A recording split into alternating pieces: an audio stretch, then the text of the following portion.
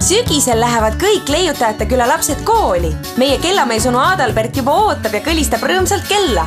Esimene tund on keemia. Onu Väino segab kokku põnevaid plögasid ja õpetab meid tegema lahedaid pauke ja mürtse. Keemia on väga mõnus. Minu ema on matemaatikaõpetaja. Ta õpetab meile pannkookide liitmist ja lahutamist. See on kõikide laste lemmiktund ja igaüks soovib tahvli juurde pääseda, kuna õige vastuse korral tohib õpilane koogid ära süüa. Täis kõhuga on mõnus minna järgmisse, onu Klausi lindude keele tundi.